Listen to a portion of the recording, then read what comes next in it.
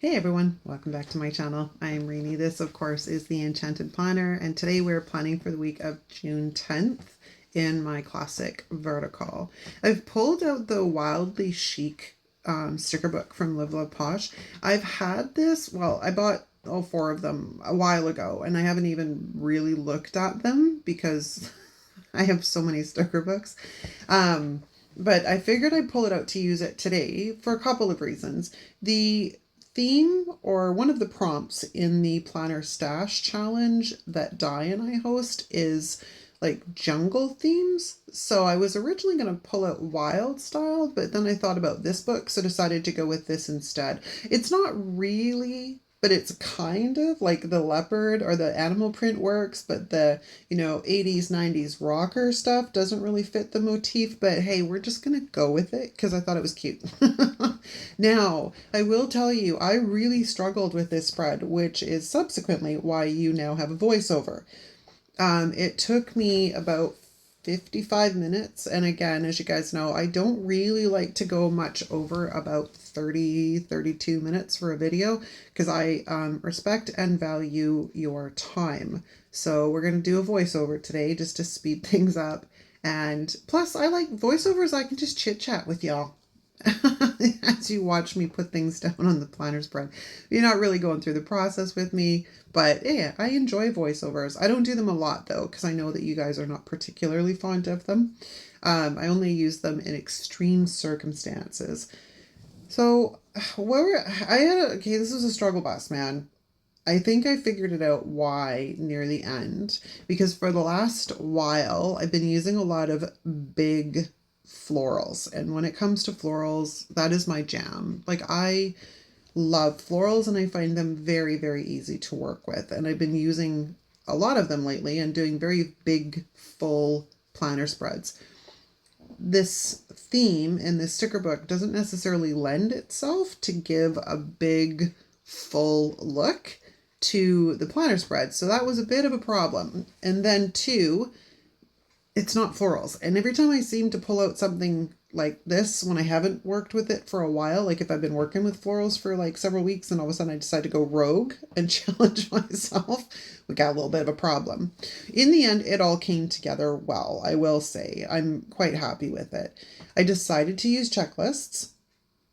I don't have a lot going on this upcoming week, just a few things, but I will fill in the spaces with other stuff. Like, it might be that I'll just note things that happened on the day or whatever. Like, I use this as a catch-all. Like, it literally everything but the kitchen sink goes into this planner. There are some really great quotes in this sticker book, I will say that much, and I think that was wonderful of Jessica to put them in. I decided to put a small box in the sidebar instead of a full vertical box because I wanted to be able to put some of the decor elements down in that bottom corner. And if I had used a full vertical box, it didn't work. So we started originally with this girl and a table, but I couldn't get it to come together, so we decided to go a little bit of a different direction. And you'll notice I'm looking at the egg chair right now because I think that's just hilarious. So we're laying the table down, and this table comes up and down a few times throughout the course of the next little while. And I mean, this is another thing. I don't really like having to pull stickers up a bunch of times, but sometimes it's unavoidable. Like, sometimes it just does not want to work, or I can't get it to go down straight, or there's a myriad of, reasons that I end up having to lift them up a bunch of times, but it still drives me a little bit crazy. So this little table the plants stay down in that little corner there. They are the ones that fit. And then I just opted to bring my vertical box down a little bit to balance out the sidebar. I had pulled out these washies from Simply Gilded. They are a variety of different animal prints. I was going to use them, but I didn't end up using them. Instead, I went with the washi strips that were already included in the set.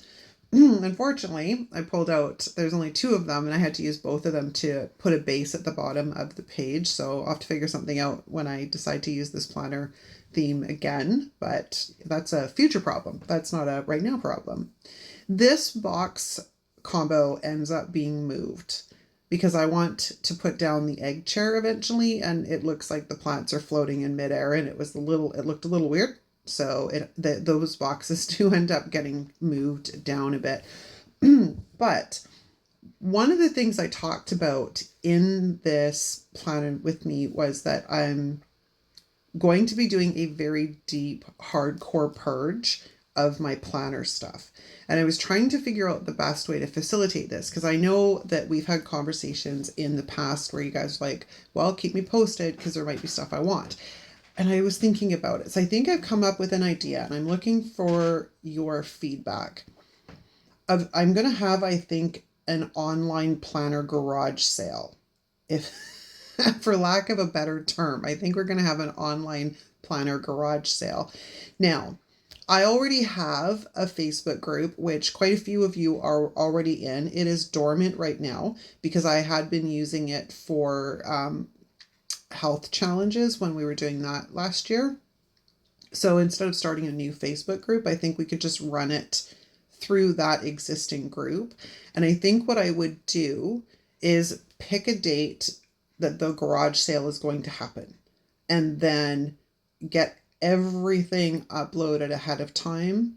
And, like, so if there's video flip throughs for the sticker books and, so on and so forth, have everything all organized ahead of time, and then make it live. And then it would be a sort of first come, first serve on the items that are listed in the garage sale. The tricky part is I've got to figure out the shipping. Like, for those of you that are in Canada, it's not a big deal because I've got a general idea on how to ship things within Canada that, I mean, it's expensive, but it's not ridiculous, right? The shipping to the US can be quite spendy. So I have to figure out where I could get accurate information on what that's going to cost. So if you have any ideas on how to figure that out, that would be awesome. Drop them down below. But let me know what you think. Like, do you think something like an online garage sale would work? And I think this is on the brain because we just did the estate sale for my mother-in-law a couple of weekends ago. And it got me thinking because, like, there are existing Happy Planner sticker or groups, don't get me wrong. But I have so much stuff that I don't want to go bogging down their feeds with nothing but stuff that is for sale. I don't think that's right. I would certainly post in those groups like, hey, I have an online garage sale going on over here for planner stuff, but I don't really want to bog down their groups and their feed with it. And I think that's why it should be done in a different group and then just have people welcomed into that group. So let me know what you think in the comments down below, because I've got a lot of planner stuff. When I was going through my office yesterday, I came across stuff that I totally forgot I had.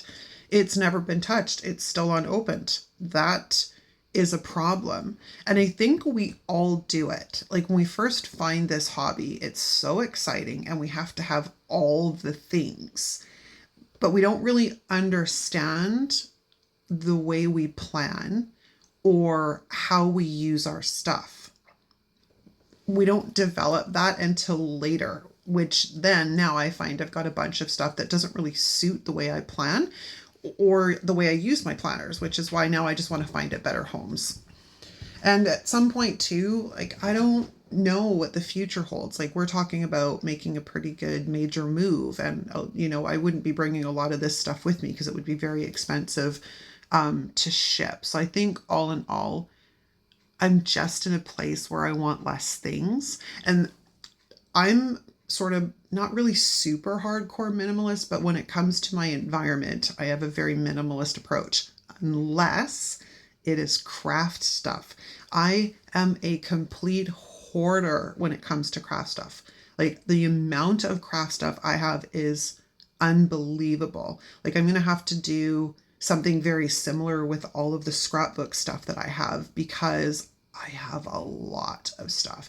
Like I said, I'm I have massive self-control until it comes to planner and craft stuff. Then I get no self-control. And as it is, like I already said to Di, like, you start looking at things and you're like, well, I haven't even used it. But then all of a sudden you turn into Gollum. It's like, oh, my precious, I can't get rid of it. And I'm like, I've got to let go of it. It's better that it finds a new home, because sitting here, it's not getting used and the stickers just get gummy and gross, right?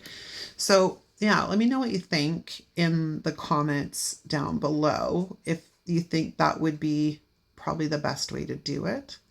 I know that, oh, Misty did that actually. Maybe I'll reach out to you, Misty, if you're watching. Hi, I might reach out to you and pick your brain on that, because I know that you've sold a lot of your stuff to your audience online, and see how it worked. But yeah, I think the garage sale in a Facebook group, that's sort of my best idea, because it can house everything all at once. And then I just pick a date and I have a deadline that I have to get everything done for. So I'm all organized, and then we can just take it from there. But I'd rather all of this stuff find a better home than just hanging out here collecting dust. But we're almost wrapping up. I'm just looking for a few final finishing touches to bring it all together. And I pulled out some quotes. Now, there are some really fun, great quotes in the back of this book, and I'm really happy that there's 2 sheets of them, because like some of them are super cute, and I'm like, oh, I want to use that again somewhere. And so we're just going to add them in. I couldn't make that one work, but I do go back into the quotes and grab another one. I think it just says wild, because it needs something above the girl's head on the right hand side. And then I also wanted to put like a little box combo down here to fill in that space. I opt to switch these out though, because I didn't quite like the way that they were coming together. So I swapped for a bigger black box and then a smaller hot pink box. That worked better than what it had been. I don't know. And then it's funny because I keep looking at the spread and I'm like, ooh, there's stuff I can add there and there's stuff I can add there. And I go through and find all the little lightning bolts, and I'm adding the lightning bolts in and around too. Like I look at these and I said to Di, I didn't really remember, but then I did remember afterwards, like the styles that were like in the 80s and 90s, and the ripped jeans and the bandanas. Like this rocker vibe was totally my motif through the 80s and 90s, man. It's how we rolled, I tell ya. But I was looking at this and it was like a trip down memory lane.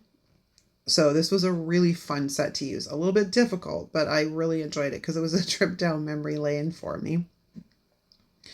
Yeah, just adding tiny little pieces here and there to try and tie it all together and bring a little bit more balance to it, because I didn't place things in my normal places too, which kind of throws me off sometimes, but I like to challenge myself as well. So I'm just going to put it on the discs, and let me know what you guys think in the comments. Thanks so much for hanging out with me. We're just going to grab that final quote that says wild, and then sticker squisher down, throw it back on the discs. Thanks so much, you guys. I'll see you next time. Ciao.